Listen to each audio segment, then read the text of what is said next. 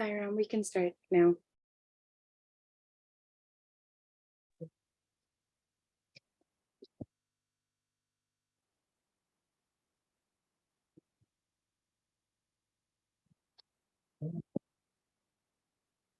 You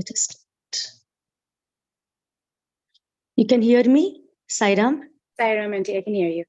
Okay, yeah. I'll start. Yes, please. Oh.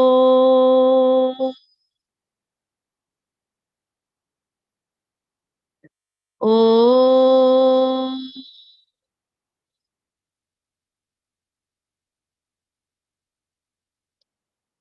Oh.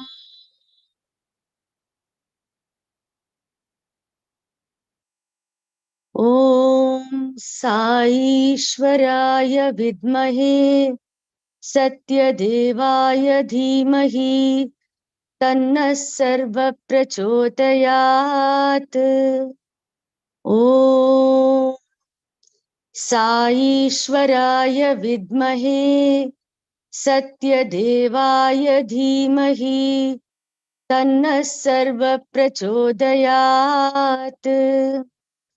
Om Sai Ishwaraya Vidmahe Satyadevaya Dhimahi Tanna Sarva Prachodayat.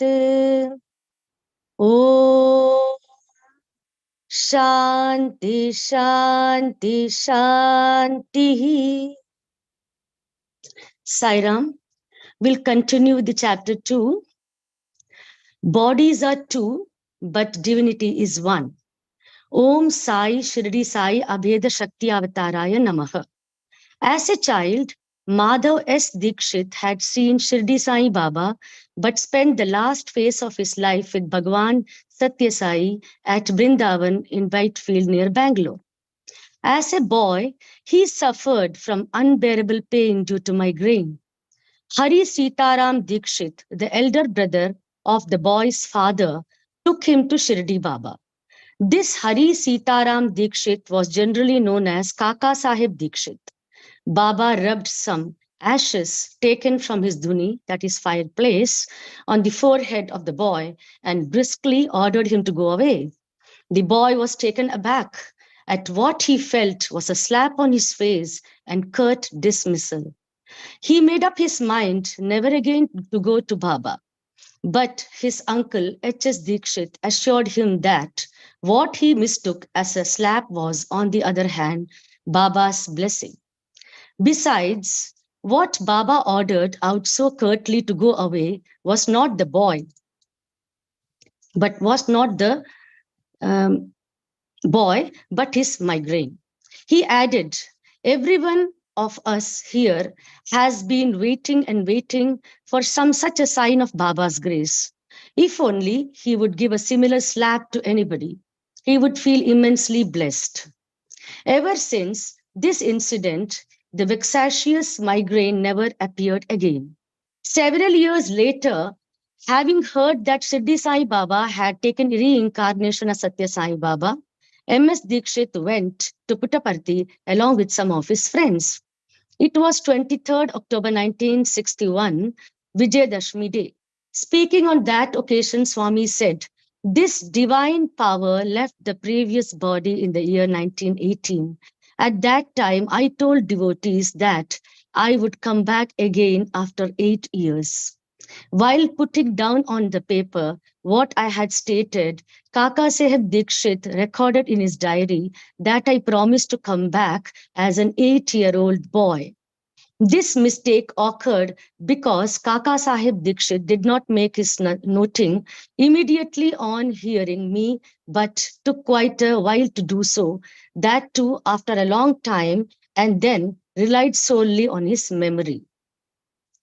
M.S. Dikshit happened to be at Puttaparthi for the Shivaratri festivities. A doubt arose in his mind. What is this? Shirdi Baba was an unassuming personality wearing simple clothes. Could he have taken on rebirth the form of dandy I see now before me? Here he seems to be dressed more like a cine actor. All the while he was watching Bhagwan on the dais, bathing Shirdi Sai's image with unending streams of vibhuti, pouring out of a small vessel held above the head of the image. He watched also the miracle of Shivalingams emerging out of Bhagavan's mouth. There followed a discourse from Bhagavan, in the course of which he said, "Some persons present here are thinking that it is quite odd that I should wear silk clothes like a cine actor and that I sport a peculiar type of hairdo." Dikshit was startled. He had no doubt that Baba was surely referring to his own doubts and felt disturbed. Bhagavan summoned M.S. Dikshit into the interview room. There was a photograph of his late uncle, Kaka Sahib Dikshit, in his pocket. Swami saw this picture and said, "This is your uncle, H.S. Dikshit's picture. He was my devotee when I was in Shirdi. Do you still have any doubts in your mind?" All doubts in Dikshit's mind vanished, but a single ardent wish remained unfulfilled. He had very much desired to serve as a doorkeeper of Shirdi Baba's room. Bhagavan knew it. He fulfilled his desire by assigning the same job to him in Vrindavan. Swami also said to him, "Your time has come to go to heaven, but Swami has decided to increase your life by 8 years because you stayed with Shirdi Baba for 8 years." Dikshit lived in a house right in front of the gate of Vrindavan. He died 8 years later. The 2nd of October 1996 was a red letter day. Devotees worshipped 1008 pairs of padukas, that is, replicas of Baba's sandals. On that day, in the grand avenue of Sai Kulwant Hall, Dr. D.J. Ghadia spoke on that occasion. When Baba spoke later, he referred to Dr. Ghadia and said, "He is the son of M.S. Dikshit and grandson of Kaka Sahib Dikshit, who had lived in Shirdi." This Dr. Ghadia did not see him, but I saw him. His father, M.S. Dikshit, brought and showed me the diaries kept by Kaka Sahib Dikshit. He had recorded therein that whatever difficulties one might face in life, one should never give up Swami.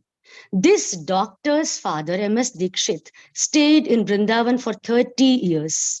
It was I who encouraged this Ghadia to study medicine in London. Thus, the association of this person with Sai Baba comes down from his forefathers' times long, long ago. This is what applies to everyone here. Otherwise, there is no possibility at all of your coming here ever. You have entered into this path only by virtue of the cumulative stock of good fortune and punyam acquired over several previous lives. There are crores of people in India. How many of them are able to come here? Many people do have the desire to come, yet they are unable to fulfill their desire. It is a matter of divine blessing that you have been able to come to this holy place, Swami said. Baba is all-pervasive. Tideman Johannesson, a Norwegian from Oslo, happened to come to Puttaparthi. Swami materialized a ring and presented it to him to ward off the problems he was beset with. A few years later, while traveling in Bangladesh, he lost that ring in a river near Chittagong. A month after the loss, when Tideman arrived in Whitefield, Bhagavan came near him and placed the lost ring in his hand. Swami told the astounded Tideman, "This ring came into my hands because I am there in that river. Not only in that river, I am present in every river, everywhere. Swami is all-pervasive, omnipresent." Once Shirdi Sai was sitting in Dwarka Mai. A lady devotee from Kanpur came in, saluted him and sat down. Baba asked her whether the birthday celebrations of her son had gone on well. She told him, "Baba, we spent that day happily. We invited all our relatives and feasted them. Prior to that, we arranged all the eatables in a silver plate as offerings to you and left the plate in the puja room. A little later, we went to serve the prasadam to the guests, but we found that the plate had disappeared. Only my husband and I and none else entered the puja room. How could it disappear? We all felt unhappy at losing it. Baba, what had happened? Sai Baba replied, do you remember that you placed the plate before me in the puja room? You prayed to me to come personally on the happy occasion of your boy's birthday and partake of the Nevedyam. As you had desired, I came there and ate them all. Not being sure whether you would believe it, I brought away the silver plate with me. Here it is. He pushed his hand behind the pillow on which he was leaning, drew out the plate, and gave it to her. She was immensely surprised and delighted. Abdullah was regularly cleaning that place in Dwarkamai thoroughly. He would rearrange the cushions and bed sheets daily as a part of his chores. Abdullah did not turn up on that particular day, and someone else did the job. No one, however, found earlier any plate there. How did it suddenly make its appearance now? We can understand that Bhagwan means when he says he is omnipresent. I know you don't. Satya Sai Baba was then touring Kerala. At the request of his devotees, he visited a village near Trivandrum, now known as Thiruvananthapuram in Kerala. In his entourage was Dr. S. Bhagavantam, the celebrated scientist. Devotees far and near attended the meeting held there. Swami pointed out to Dr. Bhagavantam, who was by his side, an old lady standing in a corner of a huge gathering. He mentioned that he had known her ever since her childhood. Dr. Bhagavantam wondered in his mind, Baba is much younger, that woman is evidently much older. How could it be that her childhood is known to Swami? He asked Swami, Baba, you are but 30 years old. That old woman must be in her 70s. How is it possible that you know her ever since she was a child? Baba promptly clarified that he had known her in his previous incarnation. A little later, Dr. Bhagavantam went around among the people gathered. He quietly approached the old woman, engaged her in conversation, and inquired, did you ever visit Shirdi? She replied, when I was a little child, my uncle, the younger brother of my father, took me to Shirdi for Baba's darshan. Baba gave me a pendant that I still wear around my neck. Here it is. She showed it to Dr. Bhagavantam, whose doubts were cleared. When we hear of this incident, we are reminded of a verse in the Bhagavad Gita at the beginning of chapter 4. Lord Sri Krishna, we read there, told Arjuna, I taught this immortal yoga long ago to Vivaswan, the sun god. He conveyed it to Manu, who imparted it to his son Ikshvaku. Now, again, I have imparted this ancient yoga to you. Arjuna queried, O Krishna, the sun god is there ever since creation. He dates back to remote antiquity. You belong to the present age. How is it possible that you had taught this to the sun god so long ago? Lord Krishna explained, Bahuni me vyatitani janmani tavacha Arjuna tani aham veda sarvani na tvam veda parantapa. Hey Arjuna, you and I have passed through numerous births. I possess the awareness of all those births, but you do not. Om Shri Satya Sai Parabrahmane Namaha. Shanti, Shanti, Shanti. End of chapter 2. Now we will go to the chapter 3. Sambhavami Yuge Yuge. I incarnate again and again. Yada yada hi dharmasya glanir bhavati bharata abhyuktanam adharmasya tadatmanam srijamyaham paritranaya sadhunam vinashaya cha dushkritam dharma samsthapanarthaya sambhavami yuge yuge. Putta Vardhani. The present day village of Puttaparthi was known in olden times as Gollapalli, the village of cowherds. The whole area was populated with cowherds and their cows. One day, a cowherd of the village noticed that one of his cows had returned from grazing fields with an empty udder. This continued to happen for the next several days. He decided to stalk her quietly to the fields to find out who might be stealing her milk. The cow went as usual to the woods with the keeper, watching her every moment with peeled eyes. She approached a snake hill, out of which emerged a wondrous serpent, wound itself around the cow's hind legs and fed itself from the udder without hurting the cow. The cowherd lost his temper. It did not occur to him that this serpent might be something uncommon or divine. He picked up a heavy stone and hurled it at the serpent. Blood flowed out and stained the stone. The serpent died. Ever since that incident, cowherd families of Gollapalli gradually declined in numbers and serpent hills proliferated all over.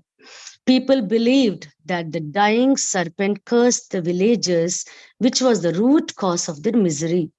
As time passed, Gollapalli acquired the dubious distinction of being known as Putta Vardhani, that is, place where snake hills abound. The contrite villagers took the blood-stained stone which had killed the serpent, named it Gopala Swami, that is Krishna the cowherd, and installed it in the village for regular worship. The charming name of Krishna evokes the childhood pranks of amusing frolics of Lord Krishna, who grew up among cowherds.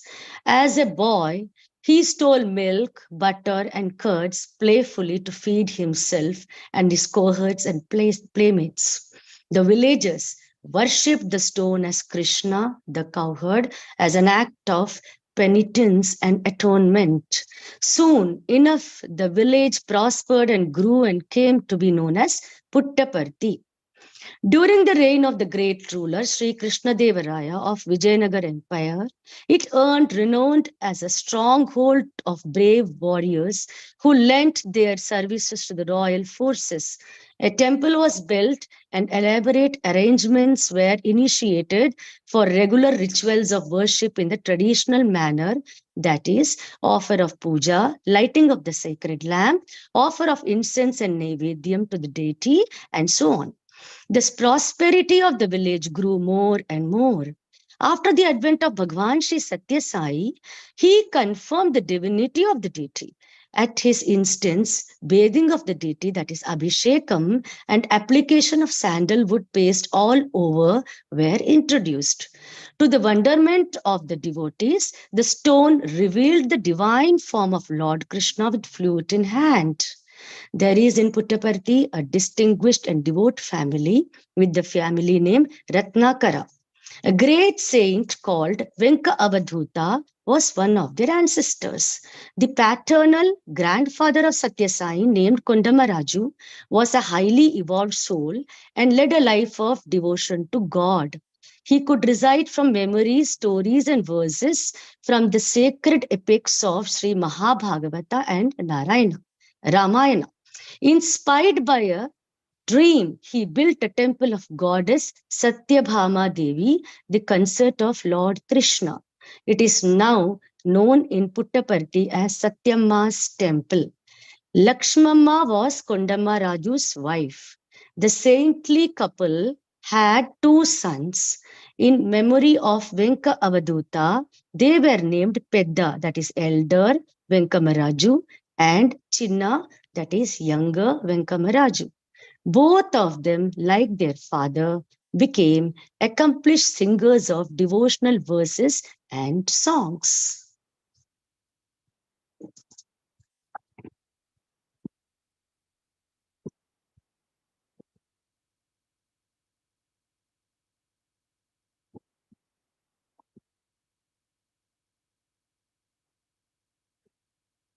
Saira Mala?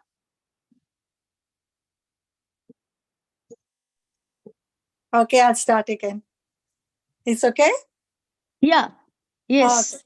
Easwaramma, some close relatives of Kandamaraju were residing in a village called Kulimi-Kuntla in the Koyala-Kuntla Taluka of Konur district.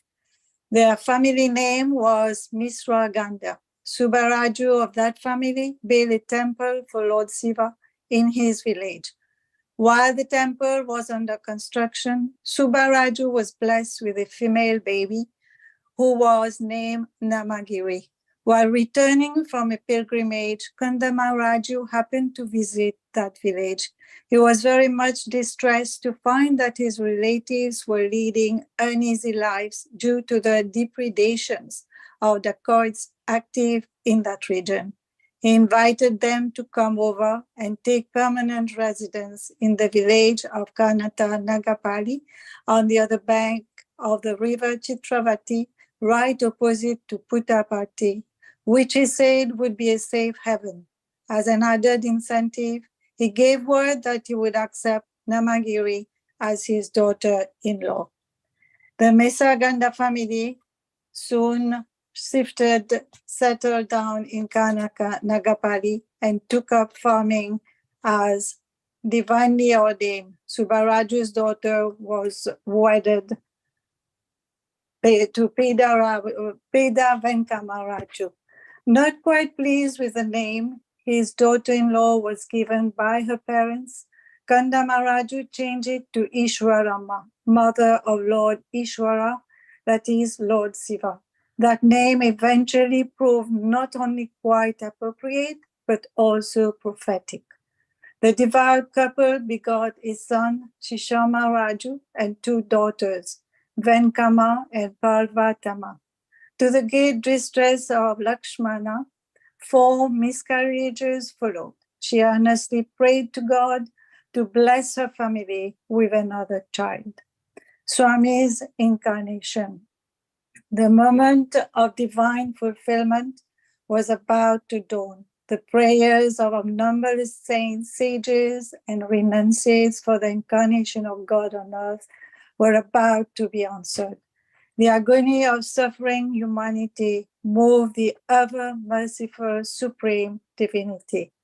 Easwaramma was again pregnant for the 8th time. Quite significantly, Lord Krishna was born as the 8th child of his mother, Devaki Devi. The inscrutable, the incomprehensible, the universal absolute was now about to reveal himself. Musical instruments in the house like midrangan, percussion instrument, and tampura, string instrument, used to produce of their own accord musical sounds. At this extraordinary occurrence, people were surprised and also delighted, but were at the same time confused and concerned. Peda Venkamaraju went all the way to the nearby town of Bukkapatnam to consult astrologers. After carefully going through ancient texts, they required whether any lady in the house was pregnant. When the reply was affirmative, the astrologers said, "For the pleasure of the child in the womb, celestial musicians are providing entertainment. When divine incarnations are about to take place, such unusual incidents happen." They showed relevant parts of astrological treatises to Peda Venkamaraju in support of their opinion. It was 23rd November 1926. According to the Hindu calendar, it corresponded to Somvar, Monday, Tadya, the 3rd day, and the full moon. Kartika month, Akshaya year, and Ardra star. Hindus consider Mondays of the Kartika month as favorite days of Lord Shiva and perform special worship. From 4 a.m. on that day, Lakshmana was deeply absorbed in the worship Ratnam of Lord Sri Satyanarayana Swami, being performed in the nearby house of a Purohit, Brahmin priest. She was called several times as her daughter-in-law's delivery was imminent, but she ignored the calls. She decided not to return home without seeing the puja through and receiving the puja prasadam. She sat through and did indeed carry the prasadam home. She gave prasadam to her daughter-in-law. It was now 7:06 a.m. Cool breezes were wafting softly. Little bells on the top of the temple pillar Dwaja Stambam were producing gentle and melodious sounds. Inside the house, musical notes from the instruments spontaneously playing on their own were softly reverberating. At that wondrous moment, Sri Satya Sai, the divine incarnation, was born. He had a tiny black mole birthmark on his left cheek. He had also another mole on his bosom, like the Shivasta ornament adorning the bosom of Lord Mahavishnu. On his soles could be discerned the signs of Sankha, the conch, and Chakra, the circular disc, which are insignia of divinity. Lakshmama, Easwaramma's mother-in-law, placed the newborn baby delicately on palm leaves, as tradition demanded, in a corner of the delivery room. A little later, she noticed a slight movement of the baby's bed sheets. When she picked up the baby, she found to her dismay a coiled cobra below the bed. True enough, Puttaparthi knew no dearth of snakes, but it was nevertheless quite unusual for a coiled cobra positioning itself as bed for newborn. Baby right in the delivery room. After the flutter caused by its presence cooled down, the snake was searched for but could not be found. There is absolutely no doubt that the snake was none other than Adishisha, the divine serpent who serves as bed for Lord Sri Mahavishnu in Vaikuntha. This is the very first demonstration of the divinity of Sri Satya Sai. As the baby was born immediately after his mother had partaken of the prasadam of Lord Sri Satya Narayana Swami, he was given the name of Satya Narayana. The old man Kandamaraju was immensely delighted with this name, for he was reminded of the incident in the Sri Mahabhagavat when Lord Sri Krishna was born as the human incarnation of Lord Narayana. Lord Brahma presented himself before the child and paid homage thus: Satya Vratnam, Satya Param, Tri Satyam, Sayasha Yomin, Nitiham Cha Satye, Satya Isa Satyam, Rita Satya Nitram, Satya Atmakam, Tvam Saramam Prasanam. O Lord, you are the embodiment of truth. In fact, you are the truth itself. Only you are the eternal truth. Truth is the only path to reach you. O personification of truth, I surrender to thee. Even if one goes by the name given to the little baby, Satyam, if it is evident that he is truly Lord Sri Narayana and the embodiment of truth, Satyam. The inner profound spiritual significance of the word Satya has come out in all its striking appropriateness in Swami's life. Rhythm and Satyam are the two bejeweled ornaments of the years of Shruti Mata, Veda Mata, the mother goddess of the Vedas. When we contemplate deeply on their meaning and spiritual significance, even new beauties are revealed to us. Satyam, eternal truth, and Nityam, knowing no beginning or end, are worth meditating on. Sarah. Samastaloka Sukhino Bhavantu. Samastaloka Sukhino Bhavantu. Samastaloka Sukhino Bhavantu. Om Shanti Shanti Shanti. Saira. Sairam, thank you to both Auntie Mala and Auntie Radhika for reciting today. And we'll see you all tomorrow to continue from here. Thank you. Yes.